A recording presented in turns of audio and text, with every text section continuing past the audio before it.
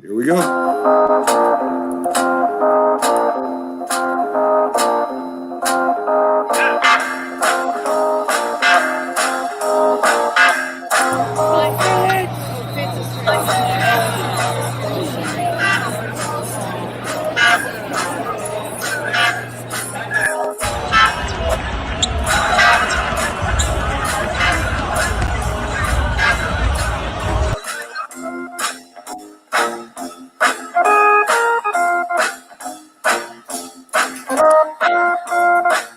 Good morning, everyone, and welcome to the Mac and Jack Sports Show, streaming live on Facebook, YouTube, and Twitch, 8 to 10 a.m., Wednesday through Sunday, with our platforms also on Instagram and Twitter. Like, comment, share, and subscribe when possible. Check out our great website at macandjack.com, macandjacksports.com. The name of the site is Mac Sports Insiders. For all information on our insiders, articles, team public relations, updates, and our great sponsors' links for their products and services. I'm Mac with my co-host and your co-host, the legendary Jack Hirsch, boxing writer and former president of the Boxing Writers Association, bringing you national sports with special focus on Northeast professional sports from New York, Boston, and Philly. Happy Hanukkah, Jack. Hey, happy birthday, Mac, to you. I mean, it's your birthday, boy. I'm surprised you're working today. I hope it's not because you didn't have enough confidence in me to carry the show by myself. Oh, Jack, nevertheless, you're working on your birthday. I'm impressed. I'll never take it easy on you today because of that. Thank you very much, Jack. I appreciate that. And, Jack, I guess I'm going to start. We were talking about this before the show, and I guess I'm going to start really paying attention to this because, I'm 25 for the 43rd time. I really have never made a big deal out of my birthday. Of course, my parents and my family has, but I always consider it just another day, But getting a little bit older, maybe I should start paying attention more. Maybe I'm gonna. It's a big day for our Jewish followers out there. You light the first candle of Hanukkah. A big deal in history for the Jewish people and the religion. So again, not just to Jack, for all our Jewish followers out there, happy Hanukkah, and I hope you guys have a great Hanukkah. So Jack, let's get to the sports update, and that's sponsored by Fanatics. Fanatics is a place where you can go to get all your teams' jerseys, hats, all their gear. And we have a spot for them on our website, Jack, where they can click right on a link, bring you right to the store. It's just in time for Christmas, order for your special someone's birthday, or just treat yourself to your favorite team's clothing and gear. So go to our website, check out the link, click on it, and check out that great store. They got some specials going, Jack. So I encourage you all to go there and check out Fanatics. So in our sports update, Jack, the Big Ten Conference, they changed their own rules to allow Ohio State to play for the national championship because it was you had to at least play for 5 games. They've only played 4, and they're undefeated. Again, we've talked about this before, Jack. I guess you want your best team in there, which Ohio State definitely is one of the best teams in the country. Maybe a little unfair to some of the teams that played more. But the next test will be the national championships because I have a feeling they're going to win the Big Ten championship, no problem. But does the committee let them in with that, that many games played, Jack? The whole year's out of whack. There's no answer. You could go back and forth. You could see the unfairness of it all from the opposing side, and then you could see the fairness from Ohio State's side. At the end of the day, there's going to be a playoffs, and the best team is going to win. And if Ohio State is indeed the best team, and if they win the playoffs and they prove they're the best team, what are we going to do? Go back and say, well, they only played 5 games. They didn't have as tough a schedule. And it's like making a comparison to the NFL, who has a 16-game schedule. Let's say one team only had to play 12 games. But if they were good enough to march through the playoffs and win the Super Bowl, Or is there going to be an asterisk next to it? Look at the Los Angeles Lakers, a shortened NBA season. Are we going to say that their NBA championship is worth less than teams of the past? At the end of the day, it's all going to be forgotten, and all we're going to remember later on is what went on in the playoffs. Well, here's the conundrum, Jack. Right? Say Ohio State gets, is one of the teams selected, and Alabama loses, say, to Florida State, or a team that's only got one loss, and they lose. Of course, you have a case that the Florida State, the Florida team should be in the competition, the 4-game format that they have in college right now. You're going to probably still want to put Alabama in there. Clemson has one loss, and then Notre Dame's undefeated. So does Ohio State get in over a Florida team that might beat Alabama, or a Clemson team that might beat Notre Dame in the championship? I mean, I think this is going to be a big mess, bigger mess than people think at the end of the year if one of these teams loses. Let me tell you something. You know what these selection committees are influenced by? The TV networks, the ratings, the dollars. That's going to influence them. Everyone wants to see Alabama in the playoffs because of the tradition. They want to see Notre Dame. They want to see Ohio State. They want to see Clemson.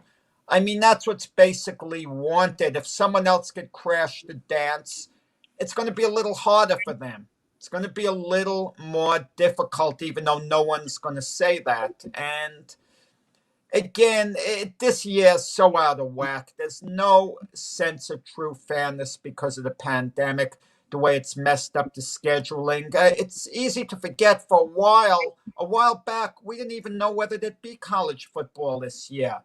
I mean, it seems like this is a crash course in the college football season, and it seems like they want to get it done with in a certain sense, because you don't know with the pandemic, even though a vaccine is basically on the horizon, has started in England, whether teams are going to get, universities are going to get disturbed again. And let's take the playoffs, for example. How do we know that some of the elite players on the teams aren't going to test positive and not be allowed to play? So there's no real sense of fairness in this particular year. All the schools in college football are just basically doing the best they can to get the season done with and declare some national champion, whoever it might be. Jack, a one-armed quarterback from Iowa, it's Rashawn Willis. He received an offer from Division I. I think it's Lamar. He's 6'5". He has 1,430 total yards, 25 touchdowns, and also plays linebacker. He had a pick 6. Now, wow. I watched some of the video of him, taking the shotgun snaps and playing quarterback. His running skills are great. And as I said, he threw for 25 touchdowns. Do you feel that maybe because of his handicap, that this team offered him that because for some publicity? Or do you think maybe that this guy really can make an impact on the team and impact in college? Well, it remains to be seen. Keep in mind, we have had players with severe handicaps exceeding expectations. Jim Abbott, pitched a no-hitter. I mean, look at his handicap. He had basically one hand. Right. And Marty Stratton, pitcher for the St. Louis Cardinals, shot himself in the leg, lost the leg, but he pitched minor league baseball. I think everyone roots extra hard for someone who has to overcome a major handicap, but it can only get so much publicity for a team. At the end of the day, the player's going to have to perform, show he belongs, and it remains to be seen. But just hearing this story, I'm rooting for him, and I'm sure most people are, because it would be a great story if he turned out truly to be a player. Yeah, definitely. I agree with that 100%. Al Michaels gets a spot in the Baseball Hall of Fame. Of course, a lot of people remember him from that earthquake World Series between the Giants and the A's. What can you say about Al Michaels, Jack? I mean, he's a great announcer in any sport, from football to baseball to hockey. Now, I'm not certain Al Michaels should be a Baseball Hall of Famer specifically. Al Michaels, you can argue, is the greatest broadcaster of all time. Okay, he's on the short list whether you feel he was the best or not. He was phenomenal. The way he handled that earthquake thing was absolutely magnificent, Right. even though as astonishing as it is, one reporter criticized him for it, which would show that certain people are going to criticize no matter what. His call in hockey, do you believe in miracles? That shouldn't get him into the Hockey Hall of Fame. But, his doing NFL football, he's been magnificent. Is he a Hall of Fame? As a broadcaster, absolutely. If there's a broadcaster wing, he should be amongst the elite in there. But specifically in the Baseball Hall of Fame, the impact he made, I'm not sure. But, who wants to argue against Al Michaels? Because he's one of my all-time favorite broadcasters. Just brilliant. And still going strong at, I think, about the age of 76. And I still love listening to him. Yeah. He's very, very easy on the ears. And Mac, really, Marv Albert's coming back. He opted out of the bubble last year. Yeah. He's coming back this year. Listen, I listened to Marv Albert call the Knick games on the radio when I was in high school. Right. Those Knick teams 1970, 50 years ago. Right. Al Michaels would be saying, Marv Albert, the Knicks would hit a shot. He'd go, yes. Yep. Yes. That would be his trademark call. Magnificent Marv Albert. True legend is a broadcaster like Al Michaels. Definitely. And I used to listen to him also, Jack, on the radio. Just reunite.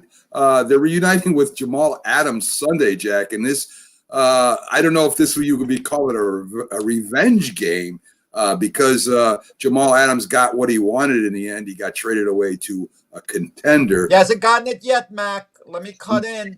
He hasn't gotten a contract yet. He's played great. He's been injured part of the time, but he's played great when he's been in there. And keep in mind with Jamal Adams, Greg Williams got fired. He had a beef with Greg Williams because Greg Williams said he wouldn't be happy in the Seattle defensive scheme, and he objected to that, Jamal Adams. So he doesn't have Greg Williams to stick it to now because Greg Williams was fired last week. Well, I really expect him to be flying all over the field Sunday and really pumped up for it. It's kind of not fair because, the coaches can't get out there and play against him. So he's just going to be the coach got to stand there on the sidelines. Gase has to stand there on the sidelines. Correct. Greg Williams was fired 3 days ago. I'm sorry, last Monday. Right. Right after the game Sunday, yeah. So former coach of the Giants, Ray Perkins, dies at 79. He also coached, as you know, for Alabama, a very good receiver. He brought the Giants to their first playoff game in years in 1981 to a wild card game. And he talked Bill Parcells into becoming a Giants coach. Parcells left for the time being to go try something else out besides football. Came back to the Patriots as a linebacker coach. And Ray Perkins talked him into coming over as a defensive coordinator. So Ray Perkins had a significant role in bringing Bill Parcells into the Giants, and he passes away at 79. Well, Ray, a lot of people thought before Ray Perkins got the head coaching job at the Giants, it was going to go to Dan Reeves. But it shows you how little things turn into something big. When Ray Perkins was with the Colts as a wide receiver, he asked George Young, who was associated with the Colts, about picking up the blitz. And George Young was so impressed because Ray Perkins was a wide receiver, and wide receivers normally aren't that concerned about the blitz on defense because they're all the way at the end. But just the idea, George Young remembered how Ray Perkins' head was so into the game, left an impression on him. So when George Young became the GM of the Giants, he hired Ray Perkins as the head coach. And as you just said a moment ago, one thing led to the other. Bill Parcells, he hired as a defensive coordinator. Bill Parcells actually had to leave 1 year, and then he rehired him again, Ray Perkins. And the rest is history. It then transitioned. Ray Perkins did take the Giants to the playoffs 1 year. Yeah, 1981 wild card. He went back to his alma mater when he left the Giants to Alabama. Wasn't too successful as the head coach there. And I think he came back into the pros after that, if I remember correctly. But yeah, he led to in a way he led to Parcells being there, and has a little bit at least to do with the Giants becoming a formidable team in the 80s. The Baltimore Ravens medical director says all procedures were followed for Des Bryant in that situation that happened, them pulling him from the field during warmups. There's something going on in Baltimore. I don't know what it is, Jack. I mean, they've been the worst team as far as having to reschedule games. They had a trainer, I think it was, that didn't wear a mask and wasn't wearing the alert. I guess it's an alert bracelet they use when they're around people that have COVID. I'm not sure the exact thing that it was, but they seem to have problems over there. And I don't know how you follow procedures when you allow a player to go on the field when, the test comes back as not confirmed whether he was positive or negative, and have to take another test and then pull him off the field. I don't know what kind of procedures that is, Jack.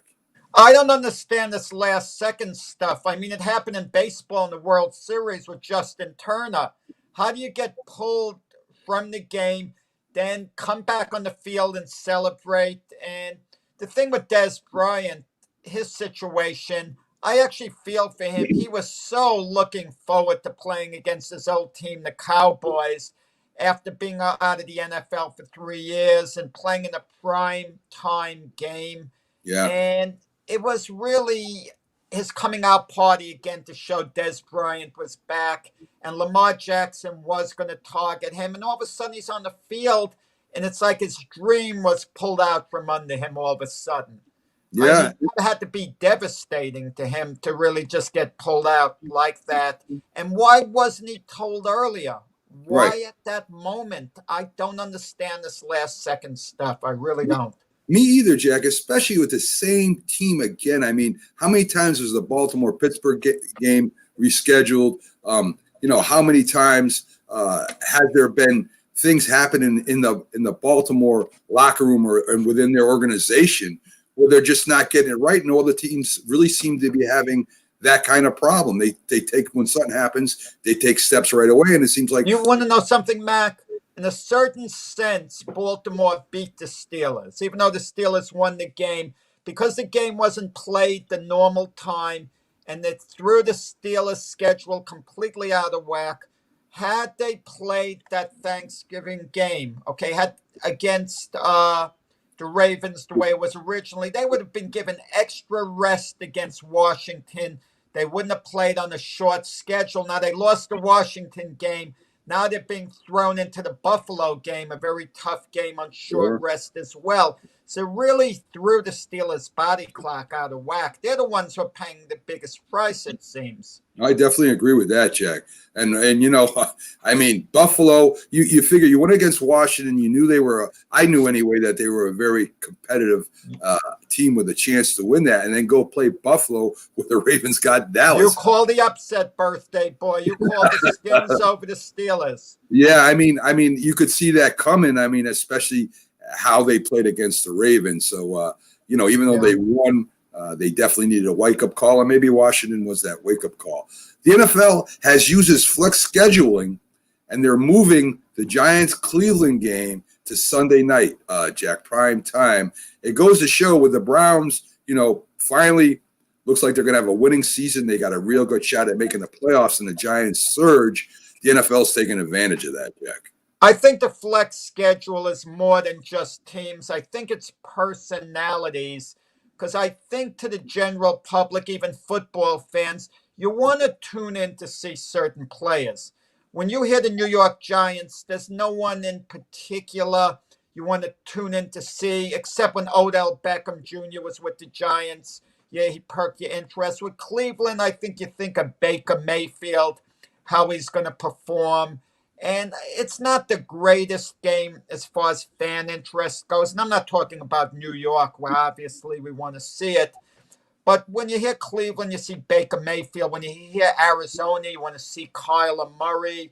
You think a lot of times the Packers, Aaron Rodgers is playing the Packers against Tampa Bay, Rodgers and Brady. So it would be more so about players, I think, than teams. That's at least the way I look at it. But it's a good game. The implications are high, and the Browns are showing that perhaps they're a Super Bowl contender. Maybe we've all taken them a little lightly. They beat Tennessee at 9-3, and the Giants are in a dogfight for the division title. So it's a fun game. Definitely, I believe that.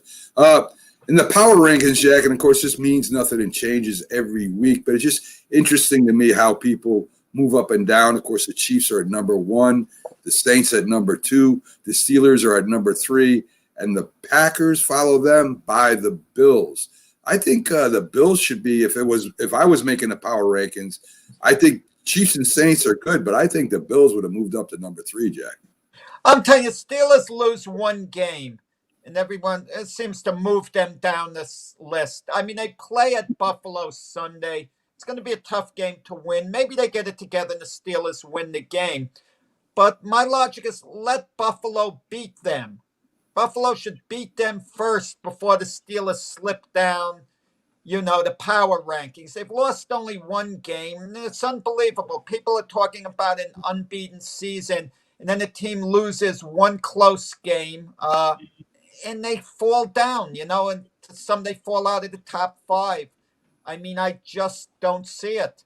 Yeah. No, I mean, if I watching, I've watched all these games, all these teams play, Jack, and I think, really honestly, I think the Saints are the best overall team in all. I mean, their offense, of course, is not as good as the Chiefs, but their defense is better. The Packers, their defense is hurting a little bit. The Steelers, their offense needs some work, but the Bills just look solid both sides of the ball. But well, I mean, this is for fun anyway. It doesn't matter to the playoffs start. It's all fun, and it changes week to week. I mean, one unexpected loss, changes everything. And we know who the good teams are, who should be there at the end. But sometimes a team gains a little momentum at the end, like the Tennessee Titans did last year. It made an unexpected run to the Super Bowl until the Chiefs stopped them in the AFC Championship game. And who might that team be this year? I mean, the obvious choices in the AFC, if I said Kansas City and Pittsburgh, that's hard to argue against. You could say the New Orleans Saints, but look what's happened to them in the playoffs the last couple of years. And just when we think their window is closed, their window still might be open, but they have a big decision to make, which you pointed out yesterday. Drew Brees is due back. He might be able to play this week, but they might hold him off one more week because they play the Eagles. And if they're confident they could beat the Eagles with Jason Hill, they leave Brees out. But now Brees could come back and the Saints on a winning streak without him. And like you might say, what do you do? But to me, I think you stick with your starter. Yeah, I mean, with Drew Brees. It's a good point, Jack. I mean, the only thing I can say to that is the backup quarterback has been playing lights out, and the Saints are still winning. I don't know if you want to, put a rusty Drew Brees in there, but I guess you got to get him in if you're going to go with him during the playoffs. And being a head coach or GM, I guess I would want to go with experience, but I don't know. Mac, it depends how many games. The year Tony Romo got injured for the Cowboys, Dak Prescott was in for, I don't remember how many games exactly. He was in a good part of the season, and he was phenomenal. Yeah. He didn't give the Cowboys a reason to put Tony Romo back because every week Dak Prescott was excellent every single week. And they had a really good thing going. So to insert Tony Romo as the starter again would have shook things up, especially the style of play of the quarterbacks. Because Romo, like Brees, even though they could move around, were basically pocket quarterbacks. Jason Hill, like Dak Prescott, they move around more.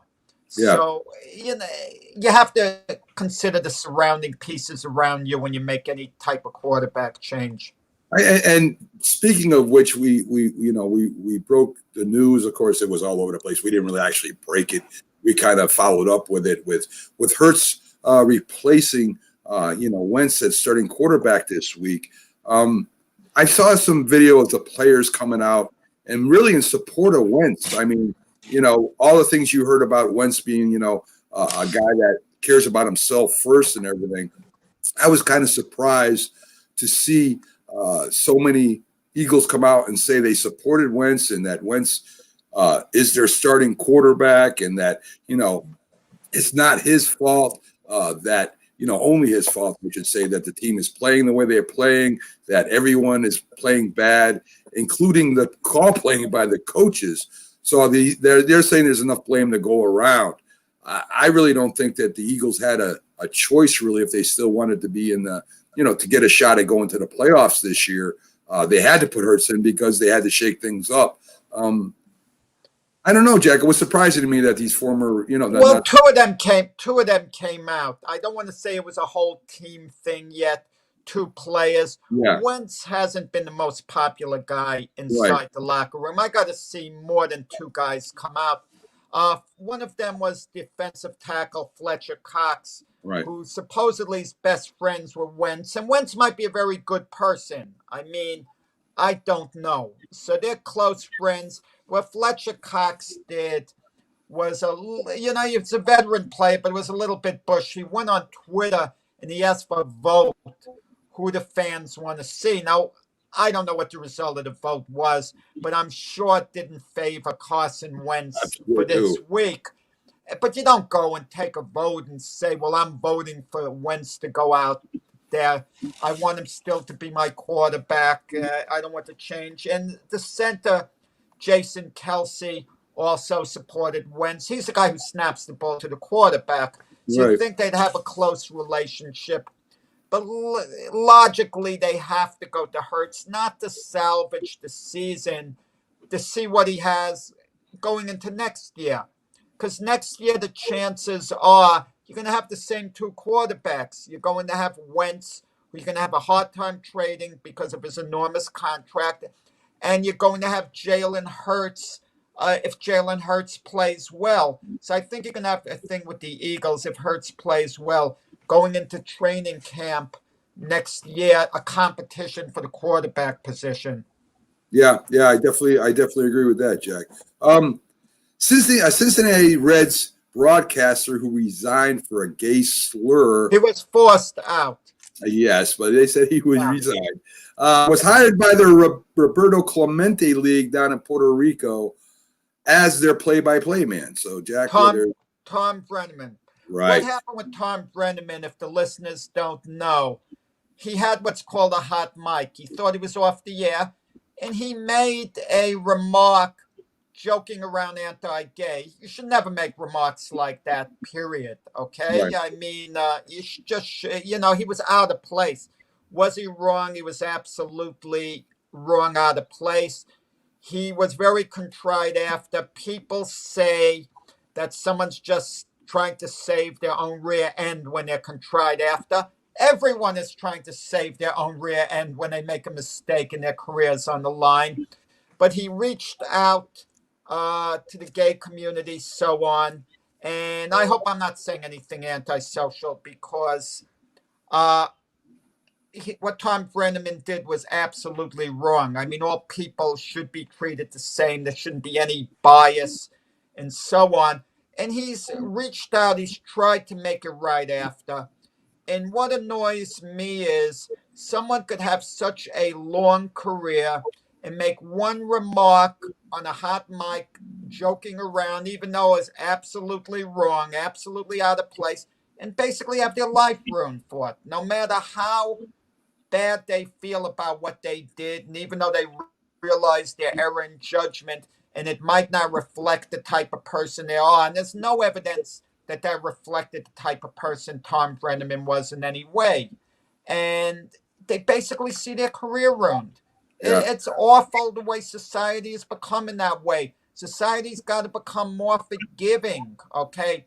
Things that happen. You have to look at a person's body of work, how they've been acting. If they have a history of had Tom Brenneman had any type of history of anti-gay remarks, been controversial in that way, then I understand fully what went down. And it bothers me. If someone makes an anti-Semitic remark, I don't want to see them get fired. Right. If they apologize, they're contrite, they make a remark that might be perceived as racist, where they were just joking around. I mean, you don't want to see them get let go, their life ruined, so on. And society has become, I don't want to say too critical, because we have a right to be critical of someone who says the wrong thing, okay, so on. But they also should be allowed a chance of forgiveness if they're sincere, or a chance to educate themselves in some way, where it was just wrong in the case of Tom Brenneman that he suffered the consequences to the point that he did. If you wanted to suspend them and make them take a course on relations or something for a while, that's fine. But to just fire the guy and basically throw him to the gutter, I mean, to me, it's just plain wrong. Yeah, I mean, I think we're way too thin-skinned today, Jack, as far as I'm concerned. We're gonna get to one of my favorite segments. Ain't gonna happen, Jack. That's going to be brought to you by BST Sports. So we're going to take a quick second and hear about BST Sports from our assistant producer. From the best in wax street to the pack, BST Sports Cards has it all. Join the phenomenon with the best sports card breaker in the business, BSTBreaks.com. Get $10 off select breaks and boxes when you enter the code MACJACK, MACJACK at checkout on the BST Sports website. Also, in every spot you purchase from now to December 31st, gets you entered in their end of 2020 giveaway. Some prizes included $500 break credit, multiple authenticated jerseys, boxes, and more. This is huge. And you know what's great? They give back to their community. Over 100 winners announced on December 31st. More details on their website. Don't forget to put in the MACJAC code MACJACK at checkout to receive a special discount from BST.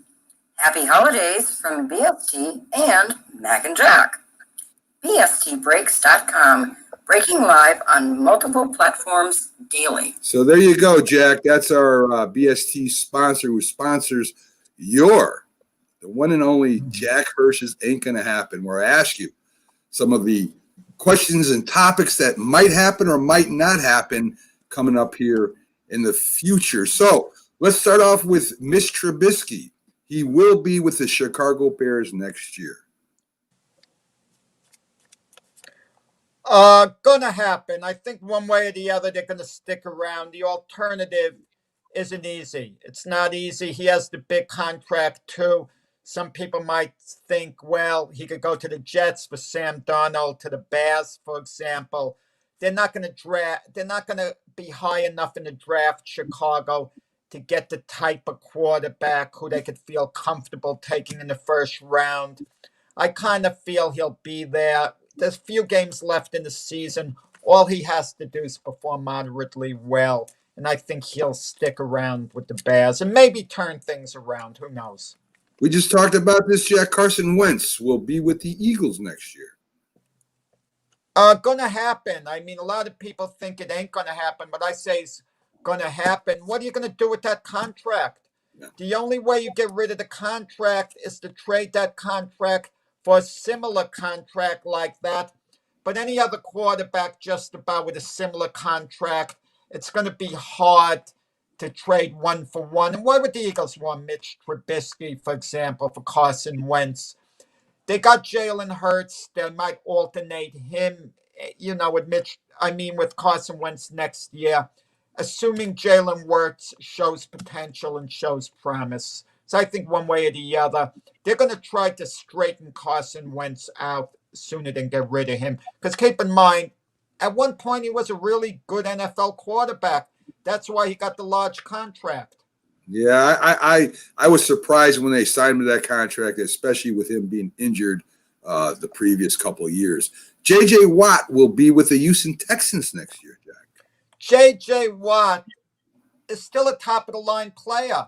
People don't realize this isn't a guy on his last legs. Just because the Texans are mediocre 4-8, J.J. Watt's played well. J.J. Watt means more to the Texans than what he can do on the field. He's the heart and soul of that franchise. J.J. Watt, I hope they're not dumb enough to get rid of him, that they see his value, what he means to the spirit and soul of the Houston Texans. And I got to believe that this dysfunctional organization will at least be smart enough on the rare occasions that they are smart to keep J.J. Watt, Yeah, he was on the team. He was complaining this year that he wanted to be with a winner, and he was kind of tired of the same old in Houston. The Giants will sign Leonard Williams to a contract next year, Jack. Going to happen. Dave Gettleman, the GM of the Giants, was criticized for the Leonard Williams deal.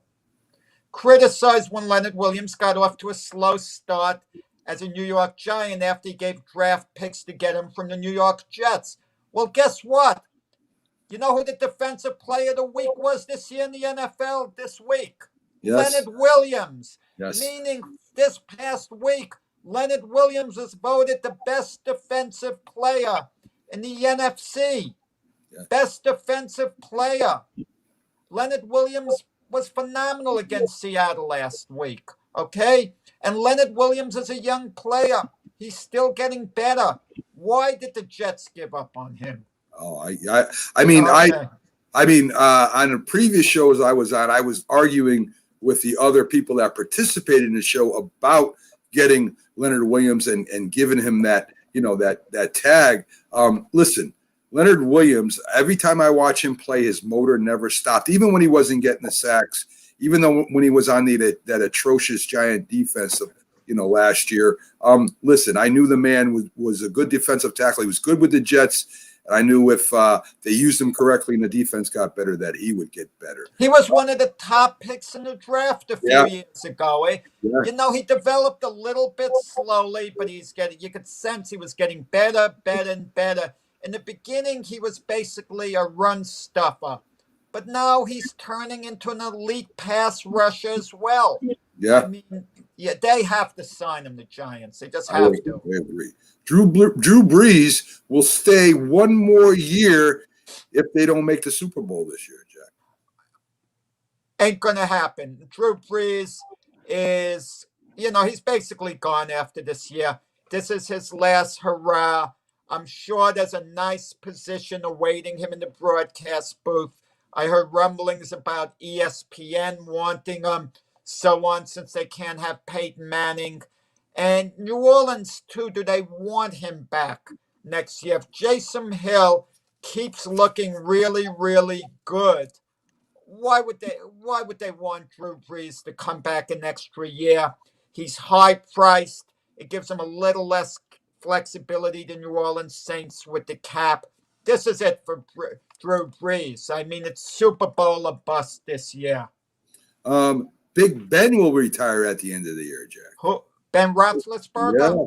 Oh, ain't going to happen. Big Ben loves playing. He can still play at a high level. I don't think he's the player he was before. Right. But he can manage the game really well. You put the right pieces around him, he's going to come back. Also, the Steelers don't have anyone to come into that, slot. Mason Rudolph, the backup. Come on. I mean, he wouldn't be really the heir apparent for Ben Roethlisberger. Ben enjoys playing. He loves it. So why shouldn't he come back? He's certainly not a liability.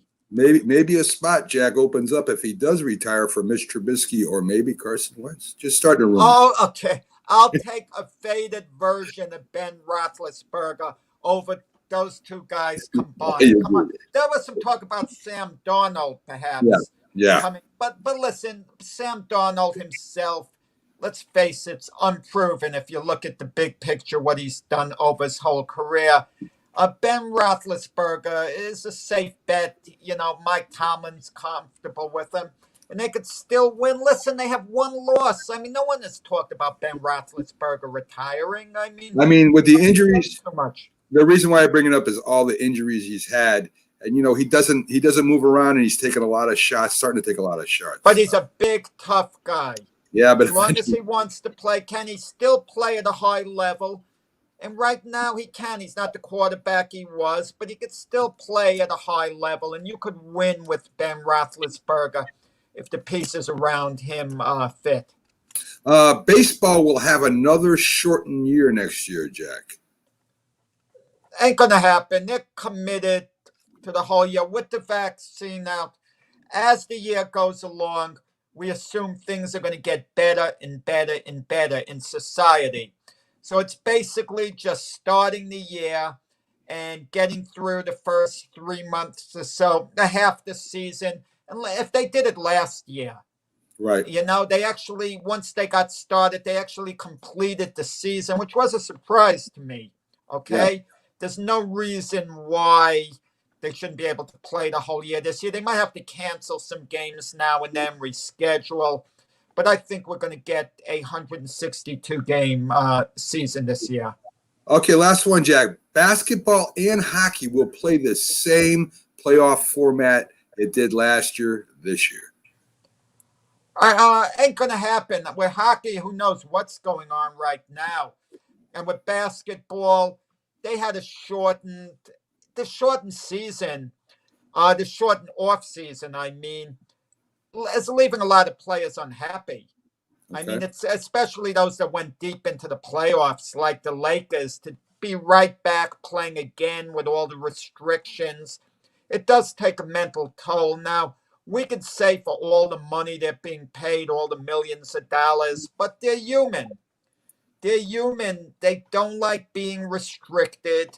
And it takes a toll. It is a job at the end of the day to them. I mean, we might look at basketball as being fun and this, but they constantly have to work out away from the court, work on their game, their physical conditioning, be sure to get enough rest so they could perform during the games. With hockey, I have no clue what's going on right now. I mean, what they're planning with the season, so on. But again, with a vaccine, right, just about here now, at least in the United States, they started it in England. You would think that there's going to be a better handle on things than there was last year. You would think, Jack. We're gonna take a quick timeout right now because we got a guest scheduled to come on at 8:45, which might run us through our normal commercial break. So we'll do that right now, and we'll be right back on the other side of the commercial. Joe Smith, a light heavyweight contender, signed a big match coming up. I think it's in February, Jack, and he should be February, going. yeah. Yes, so we're supposed to have him. He's scheduled up after the break. So join us back. Come back and join us right after these breaks.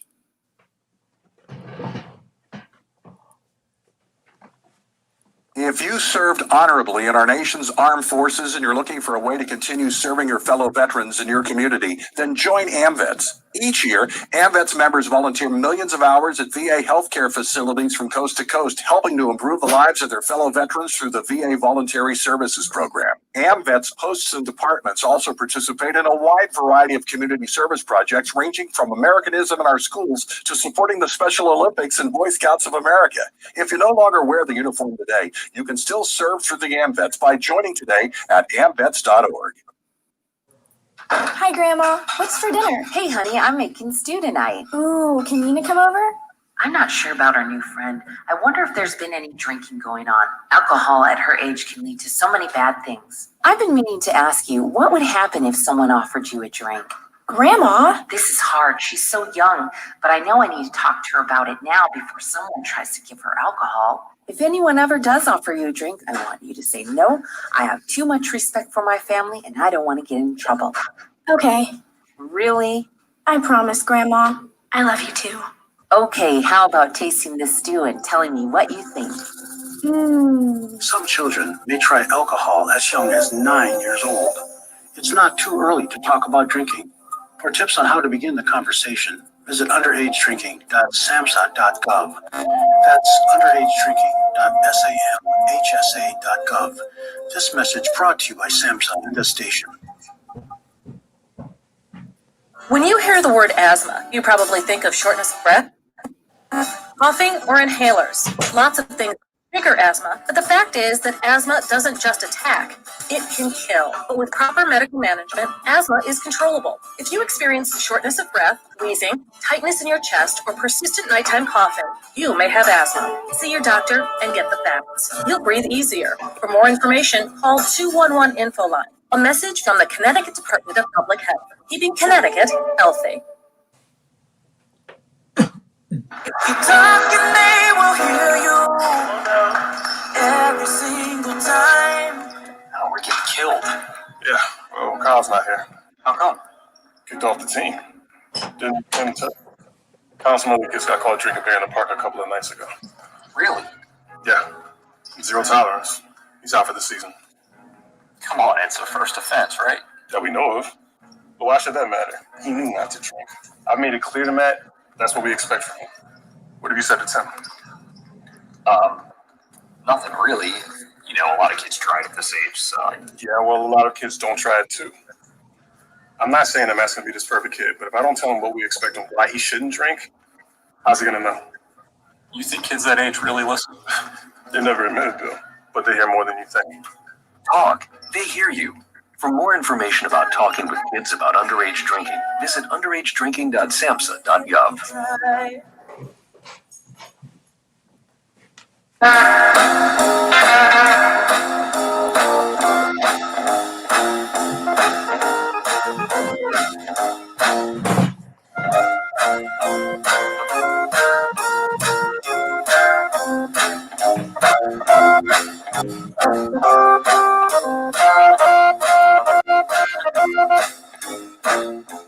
Good morning, everybody, and welcome back to the Mac and Jack Sports Show. We're live every Wednesday through Sunday at 8 to 10 a.m., Jack. And today we were supposed to have on the Iceman John Scully as one of our guests. He couldn't make it in because of some personal things that he had to take care of. They were pressing, so he didn't make it in this week. He normally joins us every week. So since I got the legendary boxing writer with me today, I'm gonna go over a couple things with you in boxing, and hopefully Joe Smith joins us here eventually. Let's start with David Price, Jack, and he says that Pulev will attack Joshua's body during the fight and might win the fight because of the way he comes on and is in attack mode all the time. And I know you spoke about this before, saying that Pulev will probably put a lot of pressure on Joshua, and he might. Do you think Pulev has a good chance of winning this fight? No, I don't think he has a good chance. I think Pulev is an old, ancient fighter who really, his only chance is to take it to Joshua. And I question how strong Joshua is mentally. He folded against Andy Ruiz at Madison Square Garden. That's the only fight he ever lost because Ruiz hurt Joshua to punch, then would come at Joshua. It's funny, I was smiling at least internally when you mentioned the name of David Price. He's a heavyweight from Britain who at one time had a lot of potential, but he had a weak chin. So his career's been a disappointment. He's gotten knocked out a number of times. Unfortunately, it happened a couple of times against fighters who later tested positive for PEDs, which was an injustice to David Price to meet guys with that type of physical advantage. But Pulev is an old ancient fighter, and Joshua's tools are so superior. But he will come at Joshua, and anytime you have someone coming at you, you have to be mentally strong to at least hold him off, or you could use your skills to dominate him. And there's a little question mark in my mind whether Joshua would be able to. But when all's said and done, I like Joshua in 7 rounds to basically dominate the fight. So you're thinking that if Pulev does maybe have a puncher's chance, Jack? I mean, if he can get to the body and he can maybe come to the head, that he might. If he keeps pressing, do you think he has a chance at all? If he keeps pressing, his only chance is to break Joshua mentally, not physically. Break him mentally. by just coming at him, taking everything Joshua throws at him, trying to rough him up, and hoping he discourages Joshua. Joshua's very analytic in his thinking. Joshua might be thinking, I have enough money to last myself a lifetime. I'm not going to put myself through this. I'm going to just, take the money and retire. I have that little element of doubt with Joshua when it comes to that. So let's play what happens real quick, Jack. What happens if Pulev does win? What does that do to the heavyweight division? Because we're waiting to see a Fury Joshua fight. If Pulev does pull up the upset, and they supposedly were working on a contract between Joshua and Fury for 2 fights. Does that upend all those? It does. It upends the Joshua Fury fight, at least in the foreseeable future. Because Pulev is a mandatory title defense for Joshua, meaning he has to get Pulev out of the way. I don't believe there's a rematch clause in this for mandatory title defenses. If it's an optional defense you don't have to make, like Joshua made against Andy Ruiz, he wasn't forced to take that fight. They had a rematch clause just in the very unlikely event Andy Ruiz beat Joshua, which he did. Right. And Joshua enforced the rematch clause, and he regained the title. If Pulev wins, he's extremely beatable. In all honesty, there are probably 15, 20 heavyweights out there who could beat Pulev, right now. Yeah, he's just not an elite fighter. So if he should pull this off, whoever he fights next, if it's Tyson Fury, Fury would be a lock to beat him, or whoever. I don't know but chances are they would have a rematch that Joshua's People Matchroom Boxing would give Pulev an offer, the best offer out there, and he would rematch with Joshua, and Joshua will regain the title against Pulev.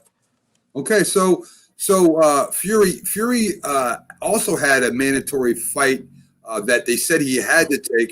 I'm trying to remember who that was up against, Jack. They were raising almost holy hell about it before he signed or before he was in talks with Joshua.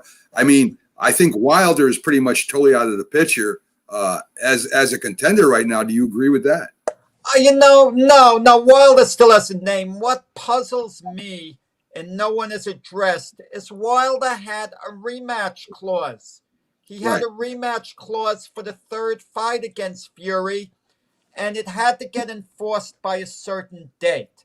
And Bob Arum, who co-promotes Fury along with Frank Warren in England, says, well, there's an expiration date on enforcing it. So the whole thing isn't clear right now. What's going to transpire? Is Fury going to fight Wilder? Is he going to go straight to Joshua? Is Joshua even going to fight Fury in 2021? Joshua's talking in terms, after this fight with Pulev, he's going to fight Alexander Usyk, which is a risky fight because Usyk's got some great skills. So there's a little confusion here in the meantime. What's going to be. And, the best thing to me, this would be ideal, but you don't get stuff like this in boxing. Let Fury fight Wilder, let Joshua fight Usyk, and let the 2 winners meet. Kind of do a tournament of four fighters.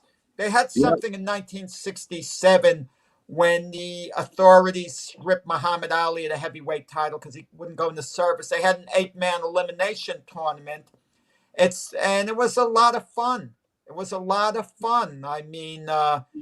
That took place over a period of like 10 months or so. We'd love to see it again today. All these tournaments are great if you could get the fighters, promoters together. Yeah, I continue. I think continually boxing hurts itself by not putting on the best and the most wanted fights. I know that may take some money away from the promoters and the managers and stuff like that. But there's nothing better than Frazier Ali 1, 2, and 3, and some of the great rematches. And you could say the same thing about Ali Norton 1, 2, and 3. Those were classic fights, and people wanted to see them. So I mean, I don't understand why they don't get together. And in the end, I think they would end up making as much, if not more money, if they had the best fighters fight the best fighters, Jack. Well, you know what it is? Unlike those days, fighters these days virtually are all tied to one promoter. And that promoter doesn't want to match him against another, promoter's fighter. Because if the fighter loses, his marketability goes down. And they have no rights to, the other fighter. So that's Right. they like to internally match their guys against one another, because no matter who wins, they're going to be in a nice position. They can make rematches, maneuver things the way they want. I mean, I just miss the days when you had Marvin Hagler against Thomas Hearns and Sugar Ray Leonard and all these fighters that were the best, and you could throw Roberto Durant in there, and even a couple others where the best fighters fought, and win or lose, they normally had rematches, and I think it was really good for boxing because that's what people wanted to see. Well, this Mike Tyson exhibition, Mac, against Roy Jones has woken up the other heavyweights. Lennox Lewis is now saying he would consider coming out of retirement just to fight Riddick Bowe. He feels he has unfinished business with Riddick Bowe. Now, I like Riddick Bowe personally. I don't know Lennox Lewis. I've spent time with Riddick Bowe. But really, Riddick Bowe's the one that avoided the fight with Lennox Lewis. Maybe I should say Riddick Bowe's manager, Rock Newman, was in charge. For whatever reason, they didn't want to fight. Riddick Bowe threw his WBC heavyweight title belt in the garbage can to make a point, which was a silly thing to do. And Riddick Bowe Lennox Lewis resents Riddick Bowe greatly. Lennox Lewis was going to take short money to fight Riddick Bowe. Yeah. He was being a real champion. He wasn't going to quibble for 50-50 split. Give Riddick Bowe mostly what he wants. Lewis's attitude, I want to get him in the ring. And he still couldn't get the fight made. And consider that Lennox Lewis beat Riddick Bowe in the finals of the 1988 Olympics in Seoul, Korea to win the gold medal. So even though he'd beaten him before, he badly wanted to do it as a professional. But to come out of retirement now and do it as older guys is kind of ridiculous.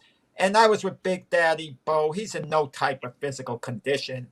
I mean, he'd take a fight. He had a hard time moving around a couple of years ago. So even though he could train, it would be very unsafe for him to get into the ring. Yeah, and as you know, Holyfield and Tyson, they're talking about maybe fight an exhibition fight together. And, I don't know. That's a fight. That's a fight. Evander's an athlete. One thing about Evander, he's an athlete, 58 years old, but he trains, really gets into good shape. He trains. He's not like a fat, stumbling old man who's got to take the pounds off. Evander always keeps in shape, always keeps fit. Mike Tyson has been phenomenal, the way his physical condition, the way he works out. I would approve of that if you could shorten the rounds, an extra rest period, do things to accommodate them that way, make it an 8-round fight or whatever, 10-round fight, minute and a half rounds. I mean, it would go off the charts, the amount of people that would tune into that, Mac. Oh, please, give me. Tyson Jones made $80 million. I know. It's ridiculous the money they made off that. One of the greatest heavyweight fights I've ever seen, and I've been following a long time, Jack, was Holmes and Holyfield. I mean, that was an incredible fight that they fought against each other. Holmes and Holyfield, Mac, are you sure you got the right fight? That wasn't a great fight. Oh, man, they were. It was okay where Holyfield won a decision over an older version of Larry Holmes, and Holmes is still a good fighter then, just not his old self. I mean, as far as action-wise goes, Jack, they were going at it, I think you're thinking of Larry Holmes and Ken Norton. I remember that one too, but I remember watching Holmes and Holyfield, and the way they were going at it. I mean, they were. Of course, Holyfield was all over him. Holmes was still a good fighter at that time. Action-wise, I thought that was one of the best fights I've ever seen. Beauty's in the eyes of the beholder. So this was a great fight. I guess you're right. I guess you're right. I mean, listen.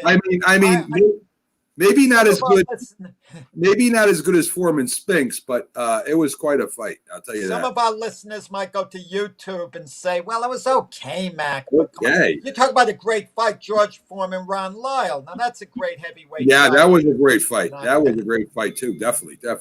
Well, since Joe Smith hasn't shown up yet, Jack, I'm going to get to my thought of the day for today. And this has to do with a little bit about coaches in the NFL. And, you know, all the announcers and older football players that have turned announcers say you can't treat players the way you used to. You know, you hear this all the time when they talk about the coaches from the past, the Parcells, the Lombardis, the Shulas, the Paul Browns, the Chuck Knowles, disciplinarians, building winning cultures, and a total commitment to perfection, Jack, always wanting the team to get better. I think that, you know, we look at today and we always think that, you know, you got to be a player's coach, that you've got to get along with the players. You know, they're a lot different than they were back then. But you know something, Jack? I look around the league right now and I see evidence of where these old style coaches just continue to win. The greatest dynasty in football history is still coached by an old fashioned coach who treats everyone the same and asks them to do their job. If you look over at Pittsburgh and you see the Pittsburgh Steelers head coach who comes on and tells everybody that, you know, the Steelers stink and we got to play better. And there's never an excuse made. There's never, oh, he didn't feel well or this guy's hurt. He brings teams to the playoffs or at least to 500 with a third string quarterback. And these two coaches right now are the two winningest coaches, you know, in the league today. And now, believe it or not, Jack, we got another old school coach in New York who made his players and even his coaches run laps during the preseason when they made mistakes. Very demanding, very organized, encourages his team to be perfect. See, the thing is, Jack, we don't see what happens behind the scenes. We don't see the moments where they're together and they're laughing and their personal relationships with the players. We don't see that because when you talk to players, former players of Lombardi and Parcells, they have nothing to say but good things about these people, how they made them better players and better human beings, and how they looked at life in a different way about competing. And right now, I think Joe Judge is doing that. I've seen some clips of Joe Judge behind the scenes doing a fumble drill, having everybody laughing as he jumps in the hosed water in the ground and gets all muddy and recovers that fumble to show the players he has to do. And all the players stood up and were celebrating and applauding and clapping and laughing. We don't see those moments, Jack. We just see them on the field, stern, yelling at their players, yelling at the referees. And you hear the stories or you see the stories come out in the press on how, well, you know, I would never play for this guy. Well, that's their loss, Jack. That's these players' loss if they would never want to play for that. Because right now in New York, you see a team that swarms to the football with force. You see an offensive line dominating a defensive line, better teams supposedly.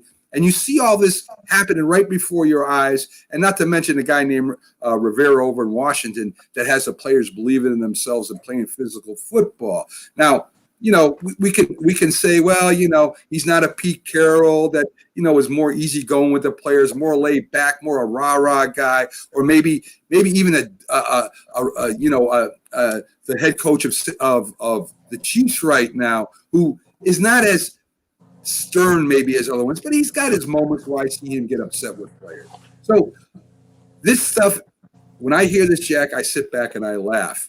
You know, I say, you know, maybe you wouldn't play at this time for that coach. But if you were playing football right now and you were going to Super Bowls and you were having winning seasons all the time, I guarantee you, Jack, they would play for these coaches. Well, Michael Strahan, he couldn't stand Tom Coughlin when he first became the Giant coach. And then he said, I can't believe it. I love playing for the guy later on. So they had a great relationship the way it turned out with Joe Judge making the coaches run laps. If he makes the coaches run laps with a smile on his face saying, okay, guys, you got to do a couple of laps, and the coaches laugh and do it, okay. But I think it's kind of demeaning to make your coaches run laps because the coaches, your assistant coaches are authority figures. You diminish them in the eyes of the players by doing that. Okay, you're making them less. Okay, the coaches are all supposed to be on the same team and united. Okay, so that doesn't impress me, the lapse. But Coach Joe Judge has appeared to have a nice culture there, but we don't really know what goes on behind the scenes. You can do a lot of stuff when you have young players, a young team. They're going to buy in, they're going to follow the coach. But if you have veterans on the team and you act a certain way, you risk losing the whole team. I mean, it can happen that way in any sport. Look, when Bobby Valentine went to the Red Sox, Al Leiter advised him to get a couple of the veteran players together and link on to them. Basically, let the veterans run things for you, be close with them, so on. But he didn't do that, Bobby Valentine. He tried to come in a way that he was going to insert discipline, and it didn't work. And he had a disastrous year with the Boston Red Sox. I could see things happening with the Brooklyn Nets with the new coach, Steve Nash, which I don't like right now, and I hope it's addressed. Kyrie Irving's getting too much power within that organization. And Kyrie Irving is a loud voice. He's already said, well, we're going to have a few people coach the team, like anyone could coach the team. Steve Nash should have had him in the office and saying, look, I'm the head coach of this team. I'm coaching the team. Okay? I'll take suggestions from players and so on. But I could just tell that there's going to be some trouble with the Nets this year, unless it's addressed. Steve Nash seems to have an easygoing personality, but it could invite some problems, okay, there. Yeah. I like Joe Judge. I like Ron Rivera. You like the culture there. But again, Mac, do we really know what's going on behind the scenes? Exactly. We really don't. Exactly. And you know, Jack, I also think that, you say veterans wouldn't put up with that. Well, Bradbury's a veteran. Golden Tate's a veteran. Logan Ryan's a veteran. Yeah. I think that a culture, when they see the whole team playing as a team coming together, as you say, maybe if they were losing, they would have a different perspective. But when they see everybody playing and playing well together, kind of looking at each other, depending on each other, playing as a team, I think it almost gets, a fire within them to play harder. And something, Jack, I really believe that a player respects a father figure as a coach. Instead of, trying to baby these guys and trying to get along with these guys like the Jets did with, Jamal Adams. I guarantee you, if he was on the Giants team, they wouldn't have put up with that with this current coaching staff. They wouldn't have put up with any of that stuff. So I really believe that this is not only not dead. I think you're going to start seeing more of it as the Redskins get better, as the Giants get better. You're going to see a return to a little stricter coach who demands perfection, even when you're winning. And, as I said before, if you talk to these players that play for Parcells and Lombardi, they have nothing but glowing things. Well, coaches do different things to survive. When I say coaches, managers in baseball, same thing. Sparky Anderson, when he managed the Big Red Machine, he made it a point to have an extremely close relationship with Johnny Bench, Pete Rose, Joe Morgan, and Tony Perez. Those are his big four. And he let the rest of the team know, those guys get special privileges. The rest of you don't. They're like the big four. Now, that might sound outrageous, but those four were the leaders, the heart and soul of the team. So the other guys couldn't rebel because the big four had Sparky Anderson's back. That's kind of how he played it. Very true. But, and as you said, Tom Coughlin did have a players' leadership team that and I would imagine that, Joe Judge has the same thing. I don't know about Bill Parcells. I'm not sure what he does over there, but I imagine that there are a few guys that they know have an influence on the team, and that's who they talk to. Listen, I was impressed when we had Bart Oates, the Giants center, during their Super Bowl winning years, their two Super Bowls. What Bart Oates said to me was a surprise. That Bill Parcells tried to get rid of him every year. Every year he tried to get a center that was better than Bart Oates. Right. There was no loyalty to Bart Oates, so he's one of my guys. I want to keep him on. But then what Bart Oates said, which really interested me, he said it made me a better player. Right. And I think Parcells saw that. He was going to maximize this guy's ability sooner than be his friend. And it benefited Bart Oates at the end. So Bill Parcells was a great coach for Bart Oates, and Bart Oates looks fondly back on playing for Bill Parcells. Definitely. And as you saw, I mean, you see the former Green Bay Packer players coming out, and I don't think Tom Landry was the players coach either, Jack. So, I mean, listen, the greatest coaches, Don Shula, Chuck Noll, all these guys had a vision of how the team should run. They were they had a very strong personality, and, they carried on over to the field. Dan Reeves loved Coach Landry. Right. So, I mean, absolutely revered him, idolized him, and later when Dan Reeves was a very successful head coach, he'd always call him Coach Landry when he'd see him, and he said, Danny, call me Tom. I'm no longer coaching. He says, no, you'll always be Coach Landry. The amount of respect I have for you is great. And Mike Ditka, who played for Coach Landry for a while as well and was close friends with Dan Reeves, he had enormous respect for Coach Landry. Definitely. And you bring up another hard-nosed coach when you talk about Mike Ditka. Again, Jack, I want to. Yeah, it was a trip, Mike Ditka. Yes, he was. Again, I want to welcome aboard our newest sponsor, and that's BST Cards and Breaks. From the best in wax straight to the pack, BST Sports Cards has it all. Join the phenomenon with the best sport card breakers in the business. BSTBreaks.com. Get $10 off, Jack. Select breaks and boxes when you enter our name, Jack. The code Mac Jack MACJACK at the spot. Check out BST Sports website. Also, in every checkout on the BST Sports site, you get a December 31st giveaway that you're entered into, and that's a 2020 giveaway. It's called. Some prizes include $500 break credit, multiple authenticated jerseys, boxes, and more. And you know what's great, Jack? They give back to the community. Over 100 winners, 100 Jack winners announced December 31st. More details on their website. Don't forget to put in our code MACJACK at Mac and Jack at checkout and receive a special discount from BST. Happy holidays from BST and us here at Mac and Jack's. That's BSTBreaks.com, breaking live on multiple platforms, Jack. So another one of our sponsors, and we have a couple more that may be coming aboard soon. So folks out there, if you want to advertise with this fast-growing show, you can get a hold of me at my email at macman.121062 at yahoo.com. Mac, we are gaining in popularity all the time. I mean, Yep. I could tell a lot of young people are tuning in all of a sudden, maybe bumping into us by accident, Right. scanning, and they see us and they're saying, those old guys know their stuff, and they'll keep coming back. Right, exactly. I agree with that 100%. So, Jack, it is one of my favorite parts of the show here. And you hear the music, don't you, Jack? Oh, not a trivia question. Oh, yes, Jack. It's our I should trivia be question. asking you on your birthday. Jack,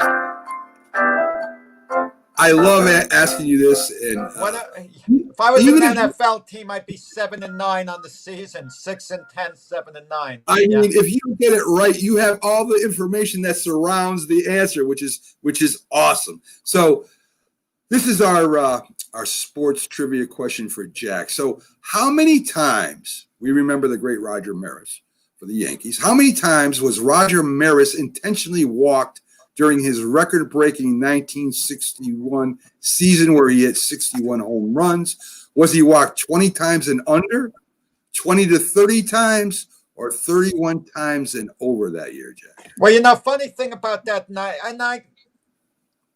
I'm just going to put the answer together. I don't know it off the top of my head, but let me just say something. In the 1960 season, the year before, Roger Maris came over to the Yankees from Kansas City. In Kansas City, even though they were a major league team, they were like a minor league breeding ground for the Yankees in a way. And he won the MVP in 1960, beating out Mickey Mantle by the closest vote, in baseball history to that point. Roger Maris hit 39 homers that year in 1960. In 1961, he got off to a really slow start. That's hard to believe, the year that he hit 61 homers. He got off to a slow start. There was talk about trading him. That's what the bad start he got. So to get Roger Maris going, they moved him in the batting order. They flip-flopped him and Mickey Mantle. Now, it might not seem important, Maris hitting one spot before Mickey Mantle, but it meant Maris was going to get good pitches to hit because they weren't going to walk Roger Maris and put him on base because Mickey Mantle was up next. So it benefited Maris a lot and not Mantle. It hurt Mantle a little, but Mantle was a great team player. He didn't mind. With that being said, how many intentional walks could Maris have gotten? I mean, I don't believe he got an intentional walk all year.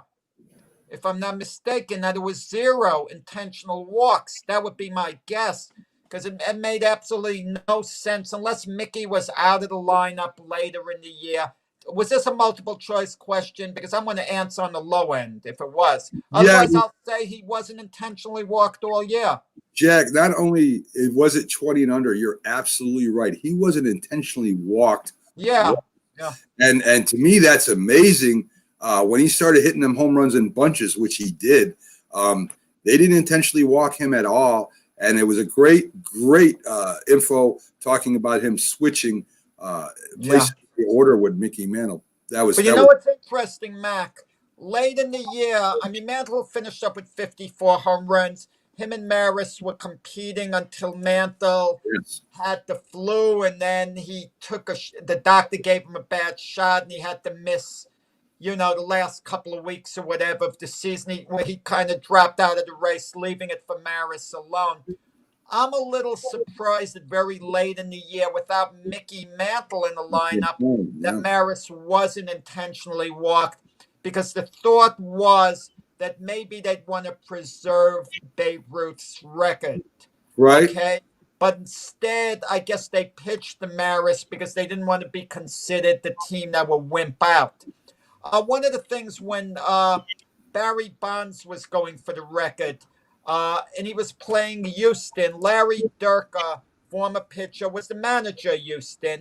And they intentionally would walk Bonds. I mean, and to me, that was wimping out. You pitch to the darn guy. Give him pitches that are difficult to hit, but don't intentionally walk him to preserve a record for someone else. That's Bush. But what do you think about, Jack? I mean, to speed the game up a little bit, I don't know how much it would speed it up. Very little, really. But if you're going to intentionally walk somebody, why don't you just say, I'm intentionally walking him and let the guy go to first instead of throwing the 4 pitches? Well, you know what Leo DeRocha did when he was manager of the Cubs? They had a thing where if a pitcher went to his mouth, they wanted to eliminate the spitball. It would be called a ball. Right. So DeRocha wanted to issue an intentional walk. So he had his pitcher go to his mouth 4 times. Right. To get the walk. And then the league after that said, no, that's not allowed. They got to actually pass the ball. There's always a small chance there could be a wild pitch, a passed ball. That's why they do it on an intentional walk. There was a famous thing done in the 1972 World Series. Johnny Bench had a full count, and Gene Tennis and Dick Williams, the manager of Oakland, went out to the pitching mound to confer. And then Gene Tennis got up and held his hand out that they were going to just walk Bench to first base. But they faked them out, and they threw a strike. And Johnny Bench was expecting ball for an intentional walk with the full count, and they kind of duped him then. What?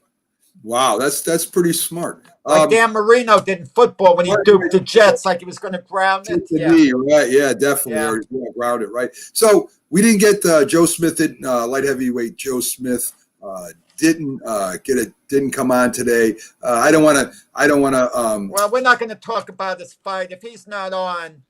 I'd rather talk about not his fight while he's not on, because Joe's the guy to talk about his own fight. Definitely. But just for a little information about Joe for the viewers out there that do enjoy boxing. Of course, he's 26-3, 21 by knockout. He was scheduled to fight Better Beef at one time in 2018. He's fighting Vlasco February 13th for the WBO light heavyweight title, at least in that tournament. So, a little bit about him. He's from New York, and I wish him well and hope that he does well, and hopefully we get to see a match between him. Local fighter, we wish him well. Local fighter who's earned his opportunity for sure. Definitely, and he is all about the power, Jack. He's got a lot of power for a light heavyweight. That's what they say about him, anyway. So before we take our next break, Jack, I wanted to talk a little bit about the Byron Williams Best Wishes Foundation for the underprivileged kids. We do have 4 teams in the card collection up there for bid. We have the Giants 1990 Super Bowl team that has already had bids on it. We also have the 85 Patriots team, at least players from that Super Bowl. That's already been bidded on. We still have the Buffalo Bills 4-time consecutive Super Bowl teams, at least appearances. They didn't win, as we all know, but their card collection is up there. And I just put up the Philadelphia Eagles defense from the 80s and early 90s, one of the best defenses in the league at that time, with Reggie White, Simmons, and their linebackers and defensive backs. So if you get a chance, folks, check it out. Make a offer on those cards. All the proceeds are going to be going to Byron Williams Best Wishes Foundation. Helps buy kids shoes and clothes and things they need, especially with COVID right now. A lot of things are kind of by the wayside, and Byron Williams has been doing this for a long time. He's a guest on the show, a great friend of the show. So. Great guy, Byron Williams. And I had to convince him I knew my football. It wasn't easy, but I think he's coming around. I think he is. I'm not sure. I think he's coming around. It might be in fun, I think, sometimes, because he smiles when you start talking. So I don't know if he's kind of, giving you the business, or he really believes it, because he talks like he believes it, Jack. I mean, well, you got to understand, guys who played the game on his level in the NFL, I mean, they got to endure listening to guys like me who never played the game on any level, whose experience is sitting in front of the TV set. But you want to know something? If you watch something enough times, it's like going to school. Right. Me watching countless game after game after game, it's like going to school. Now, I couldn't tell a player how he should move his feet, how he should move his hands, how he should block, certain pass patterns or so on. Yeah. The technique of the game. Well, I couldn't say that. But you watch a game during the course of a game, any game, and you can see what a team could maybe do on offense. Are they having a little success running the ball to the right side? Should they keep it up or not? It becomes an opinion then. Yeah. Heck, and I wouldn't have blitzed with the Jets on that play. I wouldn't have sent in a blitz, and I'm a fan. I know you wouldn't have, Jack. I know you keep guys back at the end zone. You don't let them get behind you no matter what. Right. The fans know that. Right. So it's a good point, Jack. But you are learning, especially with the coach's desk. You are almost. Question, Mac. I wanted to ask you. Yes. You mentioned the Buffalo Bills. They never won a Super Bowl. Just your opinion on this. Would you trade in going to 4 Super Bowls in a row to just go to one and not win any, to go to one Super Bowl and have won it? The 4 Super Bowls in a row that the Bills went to is an underrated feat. I'm going to tell you why. They're the only team in NFL history who's went to the show 4 years in a row. Yeah. No one else has done that. It's very, very, very underrated. Right. I agree with you there. I believe that that going there is unprecedented, as you say. I mean, nobody's ever done it in the history of football. But I guarantee you, there will be players on the Buffalo Bills that will tell you how great a feat that was, that they would have gave it all up for one Super Bowl. I'll tell you, but I have to admit, I was disappointed with the Bills as it went along, the way mentally they weren't strong. Game one against the Giants was a great game. They could have won that game. That's fine. They lost that game. Fine. Yeah. Even though it gave them their best chance. Against Washington, Washington was winning. And I remember Washington went up 37-10. And Jim Kelly was like a warrior. He got a couple other touchdowns late in the game. He just didn't give up. The heart and soul of Jim Kelly was incredible that game. But then to have 9 turnovers in the third loss against Dallas, that was crazy and absurd that they could play that bad. And then the following year, when they lost Super Bowl number 4, they beat the Cowboys in Dallas during the regular season. So that shows they could compete with them. Cowboys didn't have Emmitt Smith playing for that game, but the game was in Dallas. Okay? And then they play him in the Super Bowl, and the Bills up 13-6.5. And I noticed something that Troy Aikman confirmed later. I'm watching, even though it's only on TV, the Bills walking off the field. There was no bounce to them except for Jim Kelly. He ran off the field like he was psyched. We're up 7 points. Come on, guys. Yeah. And Thurman Thomas fumbles the ball to start the second half. The Cowboys take it in for touchdown immediately. And it's like the Bills gave up. It's like they felt we're jinxed. We can't win. They didn't show any resolve. That's what kind of bothered me about the Bill team.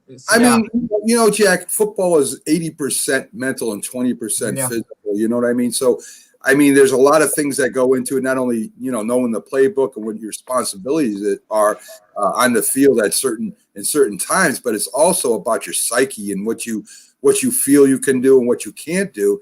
And, I mean, if you're psyched up and you really got, you think you're going to win the game, a lot of times, you do win the game just on pure emotion when it gets tough. But I understand what you're saying. The Bills should have won the 1990 Super Bowl. There's no reason they should have lost that. I mean, no matter how great a game plan that was, the Giants had controlling the ball. They had a chance to win it at the end. But the Bills, I think, came around the wrong time too, Jack. They were up against an NFC that was very superior back in the 80s. Every football Super Bowl team from the 80s, if you look back, was from the NFC. Well, Jim Kelly had a great line after they lost the 4th Super Bowl in a row. He's at the ESPYs. He's up there speaking. Sitting in the crowd is Jimmy Johnson and a couple of the other Dallas Cowboys. Jim Kelly takes the mic and says, "I'm going to Euro Disney." Like I was cracking up. Yeah, right. That's really cool. You got to have a sense of humor, Jack. You really do, especially. Jimmy Johnson was cracking up. He got a kick out of it. So, Jack, let's take our last break. We'll be back on the other side with, of course, our this day in sports history, which is great when we go over and cover past events and birthdays and stuff like that. So, folks, stay with us. We'll be right back.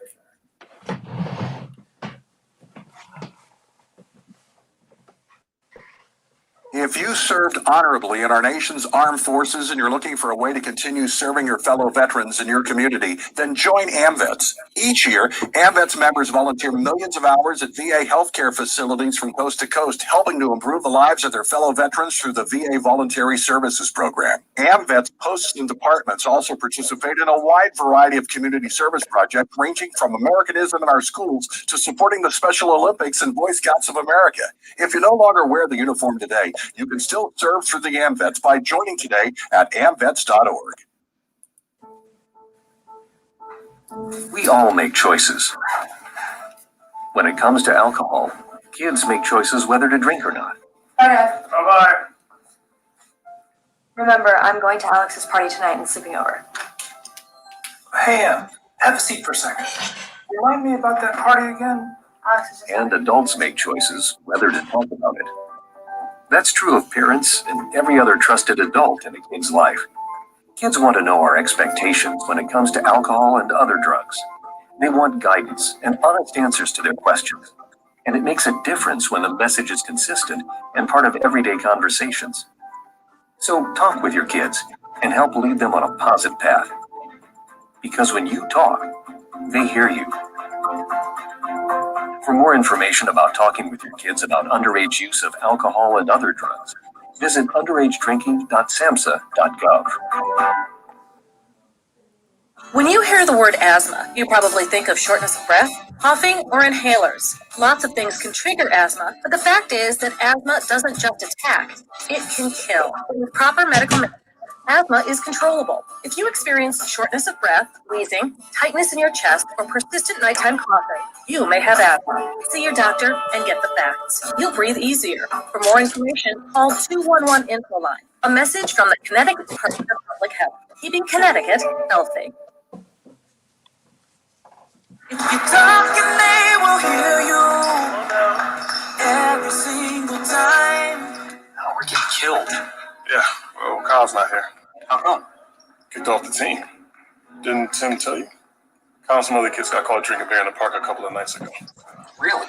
Yeah. Zero tolerance. He's out for the season. Come on, it's a first offense, right? That we know of. But why should that matter? He knew not to drink. I made it clear to Matt that's what we expect from him. What have you said to Tim? Really?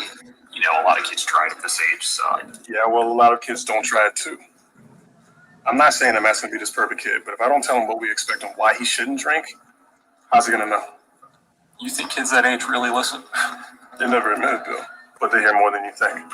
Talk. They hear you.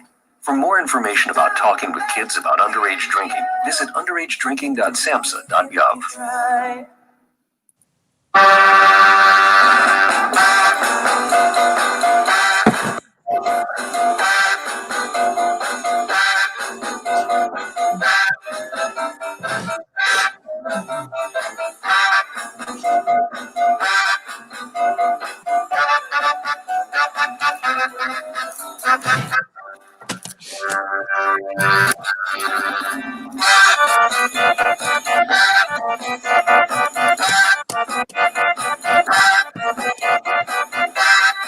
Hi, everybody, and welcome back to the Mac and Jack Sports Show. I'm your host, Mac, with your co-host, Jack Hirsch. And here we are on our Thursday show, Jack, going through some sports, enjoying our time as we always do together. And Mac, you can't wait to get this next half hour over with your birthday, boy. You want to go out celebrating. I mean, I would hope this isn't the highlight of your day. Oh, it is. Sports with me. Oh, it is, Jack. It's always my highlight of my day when I'm on the show talking with you about sports and what's going on, especially in the Northeast region when we're covering, New York, Boston, and Philly, three great sports towns. I mean, they've had a lot of champions in all sports. And to remind people, we do have a great Instagram account. If you want to go see that, Mac and Jack Sports on Instagram, where we follow all your local sports teams, baseball, football, hockey, basketball. And we have a lot of great stuff on there, Jack, where if you, you like following those teams and even your rivals, it's all there for you. All the updates, all the news, personal things. So, I mean, if you get a shot, guys, check it out. And also, while I'm thinking about it, check out our website that has a lot of great stuff on it, articles, public relations from the Giants and the Yankees. I update that all the time for you. And we also have all our insiders, including your co-host here, Jack Hirsch, and the work he's done in the boxing community. He's done a great job, and he's widely known and highly respected in the boxing community. So check out all our insiders. Check out our links to our sponsors. You just click on it. It brings you right to it, Jack. You can't get it easier than that. So we're going to push on next to our next segment where we talk about what's happened in this day in sports history, the events and the birthdays, and we got quite a few to cover. You were talking about the players going to their mouths to intentionally walk somebody because it was considered. Leo Durocher ordered one of his pitchers to do that. Yes, and in 1919. Baseball's National League outlaws the spitball for new players, Jack. So I guess all players could use it. You couldn't yes. that. I guess the way it's written, that's the way it says. So maybe they were grandfathered. Wow. You learn something new all the time. Wow. No, hey, let me get this right. the players who were still there Right. were allowed to continue using the spitball. Yeah. New players were told they couldn't do that. So Right. that would be the equivalent of today. Players would be allowed to use steroids, except those coming into the big leagues, they can't go on steroids. Right. Or the older players could leave with their helmets, but the newer players couldn't. Yeah. So it's a very, the way it's And written. so they acknowledged that using the spitball is cheating. Right. But, so they're going to allow the veteran players to continue to cheat because it helps their game and they need it, but the new guys can't.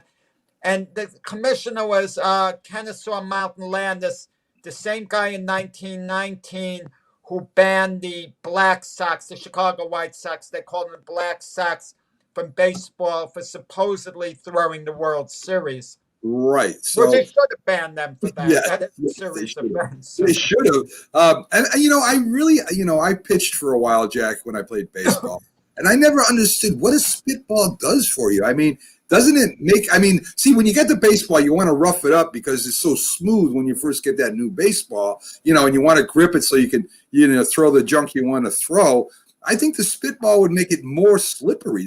I don't. Hey, let me tell you, I think it's disgusting. If I was in the field and I'm a fielder, do I want to handle a ball a guy puts spit on, especially in this day and age? Yeah. It's disgusting. And also today, guys are allowed to go to their mouth when the weather's cold. Right, to blow on their hand. Weather. Right. I remember when Whitey Ford, late in his career, he was pitching one game, he kept digging his hand up his behind. They had a whole big thing where they found a hot water bottle there. Wow. Supposedly to help his circulation. And the Sure. umpires told him he had to get rid of the hot water bottle, and the manager, Ralph Houck, was having a fit. Yeah.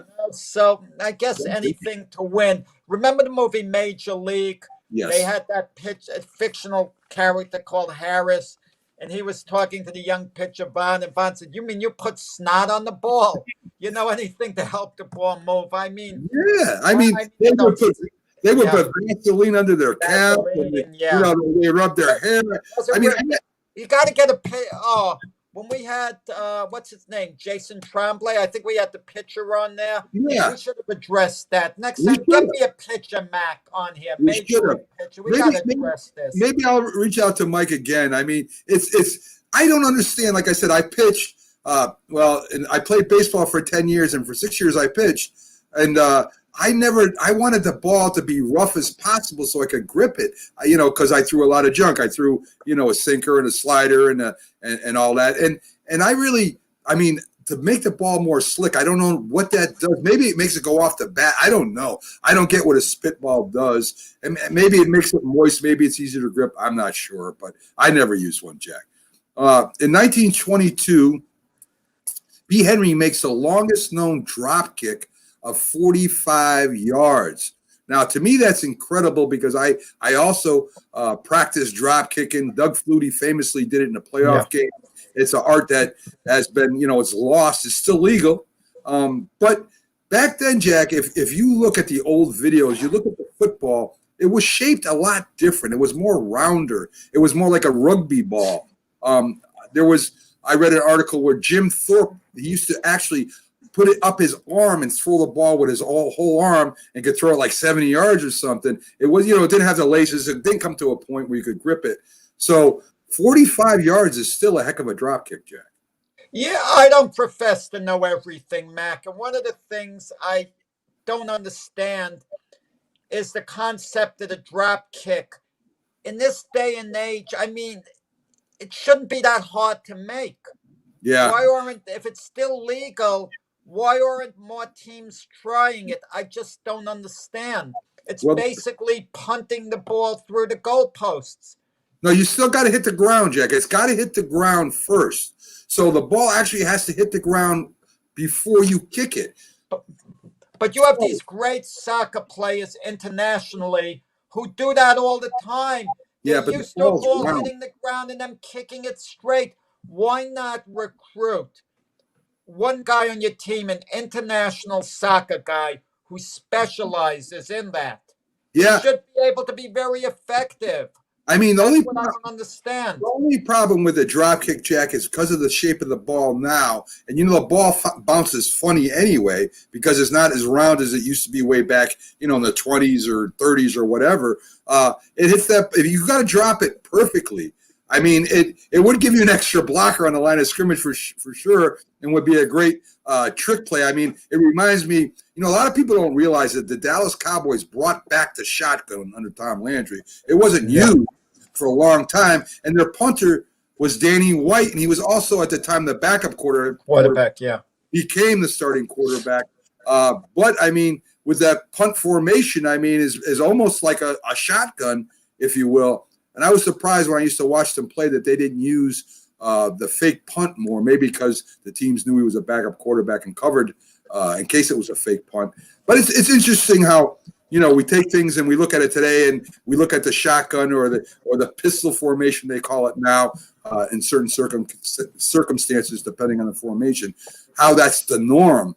At the time, that wasn't the norm when the Dallas Cowboys brought it back, an old formation from long ago, back in the history of football, and they brought that back, and now everybody basically uses the shotgun. Yeah. In 1935, the A's sell Jimmy Fox to the Red Sox for $150,000, Jack. Now, I bring this up because of the word sell. Now, this used to happen a lot, Babe Ruth being one of them also because of a Broadway play that the Red Sox owner, I guess, invested in. But you don't hear anybody selling players anymore. Well, the last guy who tried to sell players was Charlie Finley. In the mid-'70s, after the 1975 season, the Oakland Athletics won the World Series 3 years in a row, 72, 73, 74, and then got eliminated in the playoffs by the Boston Red Sox in 75. And then the Red Sox went on to have that great 7-game series with Cincinnati, in which they lost. But after the 75 season, he tried to sell off a bunch of his players like Ken Holtzman, Joe Rudy, etc., and Bowie Kuhn, the commissioner, stepped in, and he basically put a stop to it. Okay, I guess he forced certain trades or whatever. But you have some owners like that. I mean, that's why Babe Ruth was sold. I mean, from the Red Sox to the Yankees, because the Red Sox owner Harry Frezzi, however you pronounce his name, Harry Freeze, he was more into Broadway than he was into this baseball team, the Red Sox. He put on plays on Broadway, and selling Babe Ruth allowed him to finance, all his plays on Broadway. But now there's certain contracts you can't give away. The Eagles, for example, we talked about Carson Wentz before. If they could get someone to pick up Carson Wentz's contract, they would take nothing in return. Okay? So things are done different these days, but owners selling off players like property. I mean, how much rights do the players have? It's basically like they're being traded, but instead of being traded for another player, they're being traded for money. But that goes down to an extent. They throw in a minor league player in cash considerations. It still goes on, but you have to go through certain hoops now. Yeah, I mean, it's just weird how you could sell players at one time like you could sell cattle. It's crazy to me, how that happened way back when. In 1939, Green Bay beats the New York Giants 27-0 for Green Bay's 5th title. And Jack, we've talked about it before. The coach Lambeau, Curly Lambeau, was a great coach, and because he came before Vince Lombardi, who was maybe the greatest coach in history. They went to 5 titles, and he's not mentioned when they talk about Green Bay like Vince Lombardi is, and that's kind of a shame to me.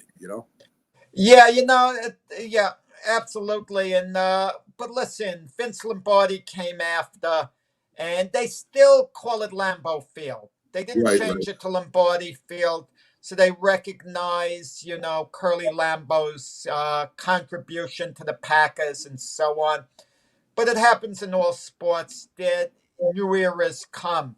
Decades go by, and the people who were around when Curly Lambeau was around aren't around anymore. Listen, I was talking to a boxing matchmaker a couple of nights ago, and I don't know how it came in conversation, but I said, do you think anyone is alive who was at the Max Schmeling Joe Louis rematch in 1938? And he said no, because that was 82 years ago. Right. So if someone was around, they would have had to have been a kid. Right, right. And then they would have to be in their mid to later 90s. So as a result, people don't glow about Joe Louis quite the way they did then. They'll talk about Muhammad Ali, who was a part of the youth of a lot of people, and the other generations talk about Mike Tyson a little later. That's just the way it goes. And they don't even talk about Lombardi now the way they used to. They Very talk true. more about the modern coaches. Yeah, definitely. And they talk about perfect seasons, and they say Miami Dolphins were the only one that did that, but they forget to leave out to say that's during the Super Bowl era, because Paul Brown did that a long time ago, back in like the 40s. No, funny to talk about those New York Giant teams. You said 61, 62 season. The New York Giants, in a way, were like the Brooklyn Dodgers of baseball. Dodgers got over the hump in 1955. They finally beat the Yankees. The Brooklyn Dodgers won their one and only World Series. The following year, 1956, the New York Giants won the NFL championship, but then they lost in 1958 to the Baltimore Colts in that great sudden death playoff game. Then they lost to them more decisively, 31-16. The next year, 59. In 1960, the Eagles won the title, but the Giants were back in the championship game in 61, 62, and 63, and they lost all 3 years. Yeah. 61, 62 to the Packers, and 63 to the Chicago Bears. And then it was quite a long time before we saw the Giants in the title game again. Just the It was playoff. 86 when they won the Super Bowl. Yeah. So in 1968, Jack Smoking Joe Frazier beats Oscar Benavina for the heavyweight. For the heavyweight title. Again, Joe Frazier is my favorite fighter of all time, because my first fight I saw was the Frazier Ali first fight, and it was quite one of the greatest matches I've ever seen. Yeah. And I just loved his aggressiveness and how he went after Ali, who was a great champion and is one of the greatest champions of all time. I don't think Frazier falls in that being the greatest champion in that discussion, but he's pretty close. Yeah, you mentioned the Bonavina fight, 1968. They had fought 2 years before, and Bonavina came close to beating Joe Frazier. He knocked him down twice in the second round, and the 3 knockdown rule was in effect. One more knockdown would have ended the fight, and Bonavina went after Frazier. Frazier survived the round. Had he knocked down Smoking Joe one more time and stopped him in 2 rounds, Ali Frazier never would have been the super fights it was. That stigma would have been attached to Frazier's record. Would he have won the heavyweight championship later on? Probably. That would be my guess. But it wouldn't have been the same Ali Frazier, 2 unbeaten champions. When he fought Bonavina 2 years later in 1968, the fight was in Philadelphia, Frazier's hometown. Now, you were right what you said, Mac. It was for the heavyweight title, but only a small part of it. New York State and Pennsylvania, and I think 3 other states and a couple of foreign countries recognized Frazier as the champion. But a lot more states recognized Jimmy Ellis, who'd won the heavyweight tournament. And Frazier, the night he beat Bonavina at the Spectrum in Philadelphia in 1968, it was a 15-round decision, but Frazier came out smoking, kept throwing punches, and Bonavina was strong as an ox. He managed to withstand the attack. Frazier won by a big margin. But again, Bonavina was just a tough guy. Yeah. And speaking of boxing, Jack, 1982, Michael Dokes knocks out Mike Weaver for the heavyweight title. How good was Michael Dokes, Jack? Really? Very good. That fight that Mike Dokes beat Mike Weaver in 1 round was controversial. It was stopped too soon. Let's be honest about it. And then they had fought later on, and it was a 15-round draw. Michael Dokes was very good, had phenomenally fast hands. He had demons, which I don't have to get into, well, I could, with substance abuse and so on, and maybe never fulfilled his full potential. This was in 1988. Right. Michael Dokes fought on a show in June 1988 at Madison Square Garden. It was coordinated with the Mike Tyson, Michael Spinks show in Atlantic City, in which they'd show Tyson Spinks on the big screen for the people at the Garden. Earlier that week, I had gotten an okay from the Madison Square Garden boxing department to have Mike Dokes speak to a bunch of school kids in the Rockaways in New York. And I picked Mike Dokes up in the city with his manager, and we had the car ride to the Rockaways and then back to Manhattan. And he did a good deed. He was off the drugs at that time, very humbling and so on, and left a great impression on all the kids there. But unfortunately, years later, the demons came back to him. But I chose to remember him for that nice afternoon. And yeah, he was a really good fighter, won a WBA title, but never quite fulfilled his full potential. I did follow Weaver a little bit. They nicknamed him Atlas because of how big and muscular he was, and it also seemed that Weaver. He had that big knockout. He was a very strong man to win the title.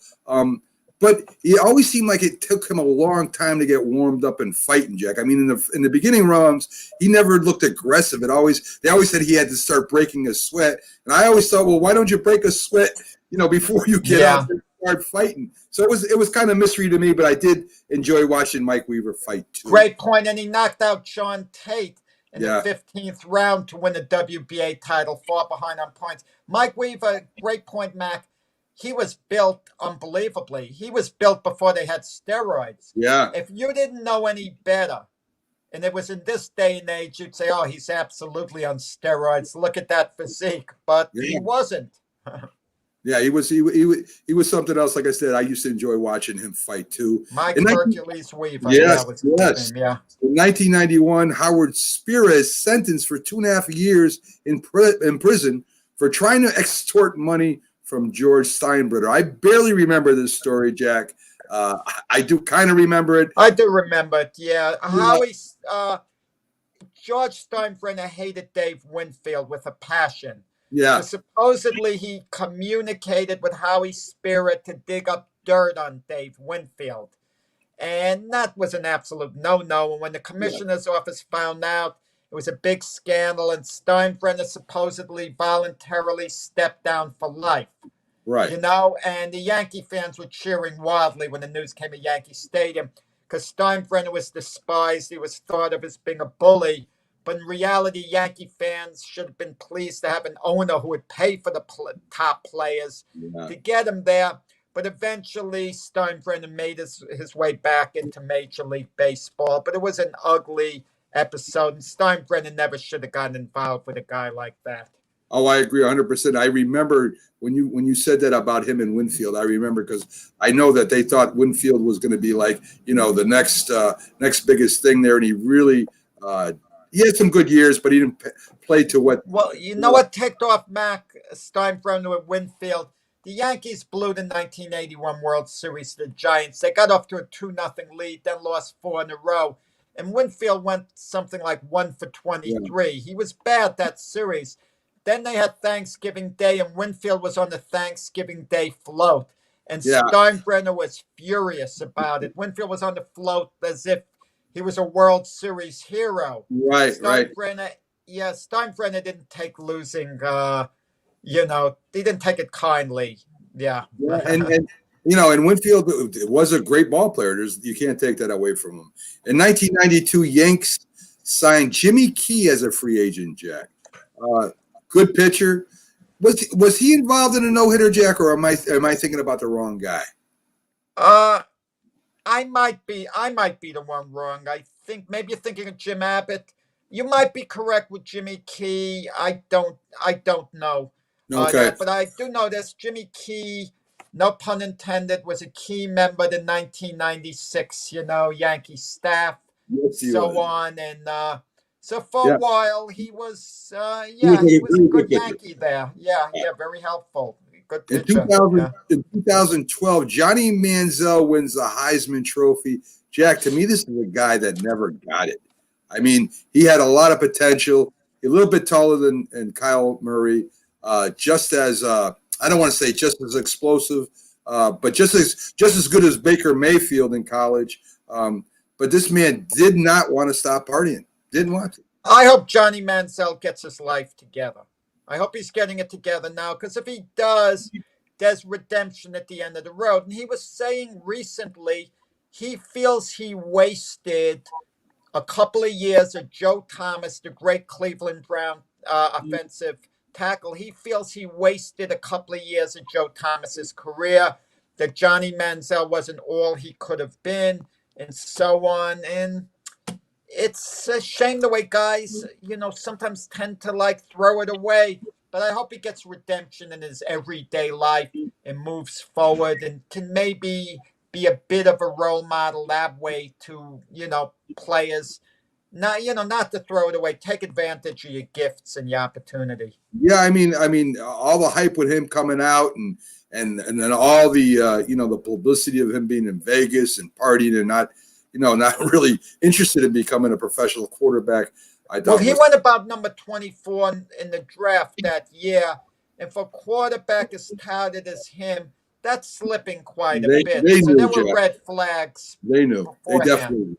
And in 2016, Lamar Jackson becomes the youngest player to get the Heisman Trophy at 19 years old. Jack, he has he's done a really good job with the Ravens, as you saw him against Dallas. Break that huge run for a touchdown. I don't know what's going to happen in the future with Lamar Jackson. I think he's an incredible athlete. I don't know if he'll ever lead the Ravens to a Super Bowl and win one, because I don't know if he's a complete quarterback yet, or maybe he never will. You never know, Jack. I mean, I remember a guy named Joe Cap for the Minnesota Vikings who used to like to run a lot. And, they didn't think there was running quarterbacks back then. You're mistaken. There were. Mac, that draft 3 years ago, he was a fifth quarterback taken. Yeah. And that's an intriguing draft because Baker Mayfield was the first quarterback taken. Right. Sam Darnold was the second quarterback taken. Josh Allen was the third quarterback taken. Josh Rosen was the fourth. And Lamar Jackson was the fifth. Right. Now, if a team could do it all over, the two top quarterbacks would be Josh Allen and Lamar Jackson right now. Who they would take first, my feeling is Josh Allen would be number one. Lamar Jackson, number two. Baker Mayfield, number three. Sam Darnold, four. Josh Rosen, fifth. Josh Rosen's on the Tampa Bay Buccaneer practice squad. See, that obviously be number five. That's if they had to kind of redo the order. And what they know now. Yeah, definitely. Yeah. Like I said, Jack, I don't know. I mean, getting back to Joe Cap, I remember him trying to run against the Kansas City Chiefs and getting killed. Big tough guy. He was a leader. He sparked the team, but he wasn't a thrower. Right. He wasn't a thrower. He was a running quarterback, tough as nails. Yeah, He would run at defensive guys. Yeah. Definitely. Put his shoulders down. So in birthdays, Jack, Jesse Harper, College Football Hall of Fame inductee from Notre Dame. Don't really hear about Jesse Harper. His record was 57-7-7. Of course, he was born in 1883. That's probably why I don't hear his name. I'm not familiar. Yeah, I'm not an authority of Jesse Harper. Yeah, Don't look for me to comment on Jesse Harper, Matt. Well, come on. You could comment on how many great coaches were at Notre Dame and him being one. So there you go. I mean, I could start talking the history of Notre Dame, but what I mean, with a record of 57-7.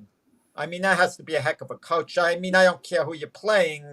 That's Definitely not, heck of a record. Yeah, he came before Newt Rockney. Right. So Notre Dame was good before Newt Rockney got there. Yeah, New York Prestige. And Lou Holtz was recently a former Notre Dame coach and a Jet coach.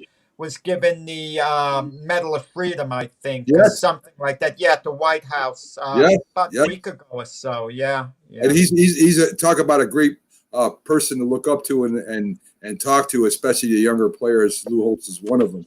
New York Titans / Jets all-star running back for the New York Jets, Billy Mathis, was born in 1938. What do you know about him, Jackie? Jet Yeah, fan? Billy Mathis was around the Joe Namath era. Okay? Right. And yeah, Billy Mathis was part of the Super Bowl team, as I remember, as a backup. Right. If I'm not mistaken. And then he was with the Jets there in the early 1970s. He was one of Joe Namath's favorites. Okay, moving along because we're getting short on time. Mark Aguirre, forward for the Detroit Pistons, was born in 1959. Mark Aguirre. Aguirre. Dallas Mavericks to the Detroit Pistons. Yeah, I would talk about that, but time. Yeah, I mean, he's Isaiah Thomas's buddy. They traded him for Adrian Dantley. Adrian Dantley felt he was kind of stabbed in the back, that Isaiah Thomas had something to do with the deal. Controversy always swirls around Isaiah Thomas one way or the other. He always says he's innocent. You know, maybe he is. And the last birthday I'm going to bring up is Joe Burrow, Heisman Trophy winner, and now Cincinnati quarterback, out for the season, but he was born in 1996. Great young quarterback. We all wish him the best possible recovery. Great young quarterback. Yes. And he's going to be one going forward with the Bengals. And I hope he's back to his old self too. So, Jack, we're out of here today. Our Thursday show is done. Folks, join us tomorrow on Friday's show, where we'll have our NFL analyst, Byron Williams, and our TGI Sports Talk host, who's also our Patriots and Patriots Insider and Knicks Insider, Keith Engel, will be joining us. So have a great day, Jack. Have a happy Hanukkah, and we'll see you all tomorrow. Happy birthday, Mac. Thank you very much. Okay.